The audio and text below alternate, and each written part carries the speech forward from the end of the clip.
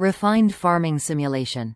Returning to the simulation style that put the series on the map, the game features detailed farm management by individual squares of land, introducing smooth, modernized controls to make managing tools and items fun and easy. A world of possibilities. Once crops are watered and livestock brushed, explore the town and surroundings at your leisure. Catch fish at the river. Delve deep into a local mine for ore, or just take a relaxing dip in the hot spring. Endless things to do. Make friends and more than friends. Mineral Town is jam-packed with interesting characters to meet, befriend, and even romance.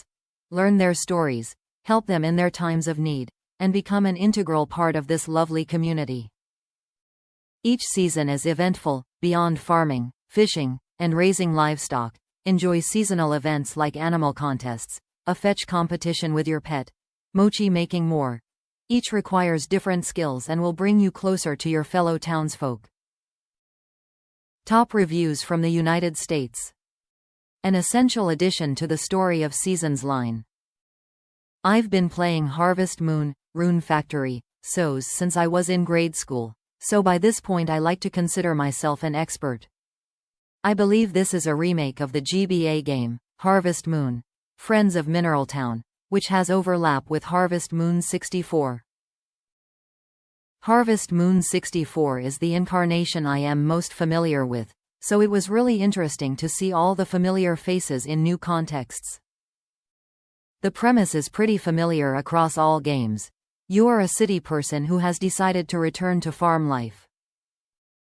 You come to a village filled with colorful townsfolk to take over the farm of your grandfather. The village folk all have different personalities and you get to know them better by talking to them and giving them gifts. In this version, there are fun cutscenes you unlock by being in the right time and place after reaching a certain level of friendship. There is an easy mode and a normal mode. Easy mode starts you off with gold and a patch of turnips that are ready to sow. It also makes it easier to befriend people. There's a pretty big selection of crops to grow and you can make recipes, which I really like. One of my frustrations with HEM 64 was that even though you could collect recipes, you couldn't make any. There are a wide variety of animals, 4 different cows, alpacas, sheep, 2 different kinds of chicken, and Angora rabbits.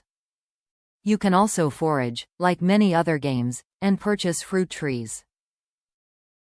I liked that the fruit trees arrive mature so you don't have to wait for them to grow, unlike previous games.